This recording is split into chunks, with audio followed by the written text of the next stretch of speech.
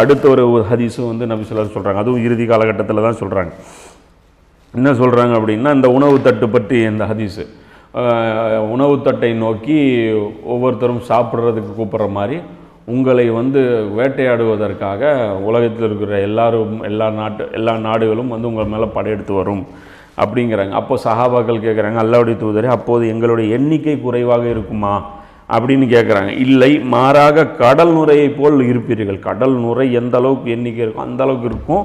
ஆனால் உங்களை பற்றி அச்சம் எடுக்கப்பட்டுவிடும், உங்களுக்கு வகன் சாட்டப்படும். எதிரிகள் உங்களை பார்த்து பயப்பட மாட்டாங்க, ஆனால் உங்களுக்கு வகன் வந்து இருக்கும், நீங்கள் பார்த்து மற்றவங்கள பயப்படுவீங்கிறேன். நபி ஸல்லல்லாஹு அலைஹி வஸல்லம் அவர்களுக்கும் இன்றைக்கி நமக்கு இருக்கக்கூடியதும் இந்த வித்தியாசம்தான். நபி ஸல்லல்லாஹு அலைஹி வஸல்லம் அவர்களும் சஹாபாக்களும் உயிருக்கு பயப்பட மாட்டாங்க, அவர்களை பார்த்து எதிரிகள் பயப்படுவாங்க.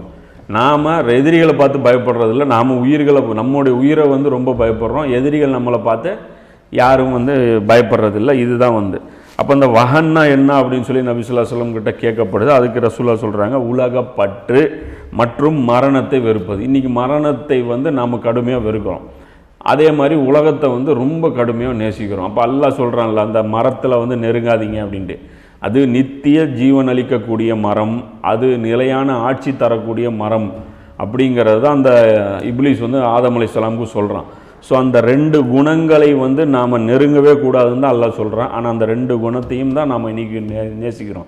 நிறைய சொத்து சேர்த்தணும், நல்லா வாழணும். அது ரசூலுல்லாஹ் சொல்கிறாங்கல்ல, 2 விஷயங்கள் வந்து ஆதமுடைய மகனுக்கு வந்து வயசு ஆக ஆக கூடிகிட்டே தான் போகுது. ஒன்று பொருளாசை, உயிராசை. வயசு இன்னும் ஜாஸ்தி ஆகணும், பொருளாதாரம் இன்னும் ஜாஸ்தி ஆகணும் அப்படிங்கிறது. ஸோ இதெல்லாமே வந்து வகனுடைய ஒரு வடிவங்கள் தான்.